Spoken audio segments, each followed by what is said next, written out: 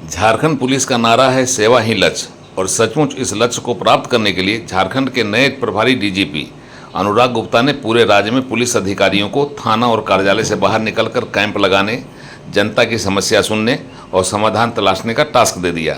सेवा के लक्ष्य की प्राप्ति तो हो गई ही, साथ ही जनता से निकटता भी होगी। इससे पुलिसिंग करना जहां आसान होगा, वहीं पुलिस की एक खास छवि जनता के बीच में बनेगी। इसी मकसद से इस कार्यक्रम की शुरुआत की गई है। एक साथ झारखंड के सभी जिलों में ऐसे शिविर लगाकर झारखंड के डीजीपी ने पीड़ितों का आंसू पोंछने, उनके अंदर से पुलिस का डर भगाने तथा पुलिस से उनकी नज़दीकियां बनाकर पुलिस और जनता को और निकट लाने की कोशिश की है।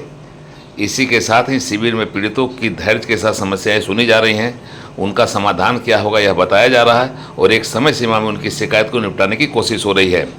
झारखंड पुलिस का यह जन शिकायत समाधान कार्यक्रम शुरू हुआ तो शिकायत करने वाले फरियादियों को आने का सिलसिला भी शुरू हो गया।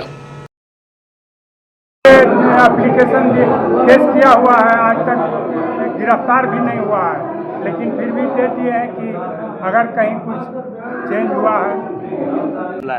मामला सर है कि एक्सीडेंट हुआ था हमारी और हमारी वाइफ का जी, और वो जो बाइक मारा था वो भाग गए, तो वहाँ के स्थानीय लोग हम लोग को तो हॉस्पिटल पहुँचा दिए। फिर वो लोग वो बाइक वाला मिला नहीं, तो डीटीओ ऑफिस से फ़ोन आया कि भाई ऐसी ऐसी बात है, आपका एक्सीडेंट हुआ है, आप घर पे हैं। तो उस समय सर मेरा पोजीशन बहुत ख़राब था, हमको 7 जगह चोट लगी, हड्डियाँ टूटी है मेरी, हम नहीं जा पाए। तो वो लोग घर पे आए, उसके बाद बोले कि आप लोगों को 50,000 रुपया मिलेगा, 50,000 रुपया, ये फॉर्म ले आए। फिर चेक भी ले गए जनवरी 6 जनवरी को सर, या 12 जनवरी को, याद नहीं है डेट सर। उसके बाद 50 बार सर ऑफिस में गए, टेम्पू लेके गए, पैदल गए, जैसे भी गए, लेकिन लोग कभी यहाँ आपका पेपर पहुँचा, कभी एसडीओ ऑफिस में पहुँचा, कभी अंचल ऑफिस में पहुँचा। अंचल ऑफिस में गए सर तो बोलता है कि 10,000 रुपये दीजिए, 5,000 रुपये दीजिए, तो हम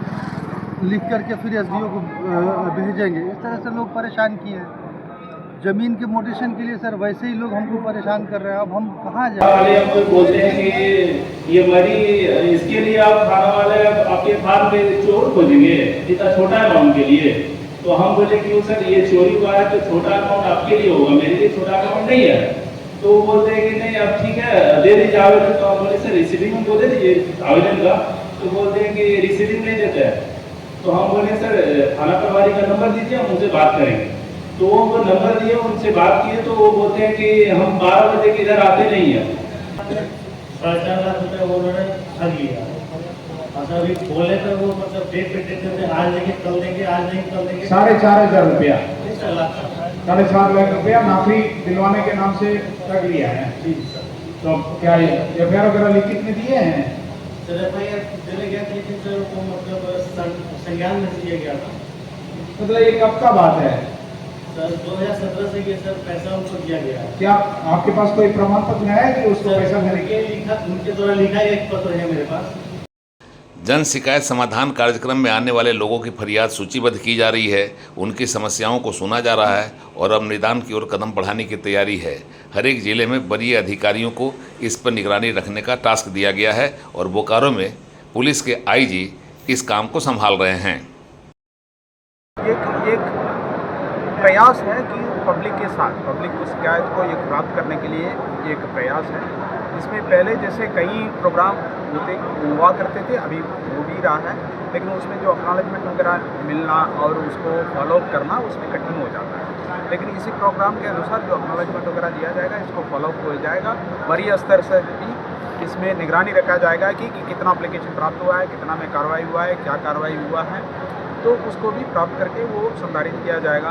ज़रूर हमारा पुलिस के लिए ये क्या है कि एक इमेज को परिवर्तन करने के लिए एक मौका है, पब्लिक के लिए ये क्या है कि एक रास्ता है कि पुलिस के पास पहुँचे और वरीय पदाधिकारी के साथ संपर्क करने के लिए। लेकिन जिस प्रकार से आप लोग डिजिटल माध्यम से लोगों को एफआईआर देने लगते हैं, क्या मानते हैं लोगों के लिए सहूलियत होगी जो थाना नहीं जाना चाहते? हाँ ज़रूर।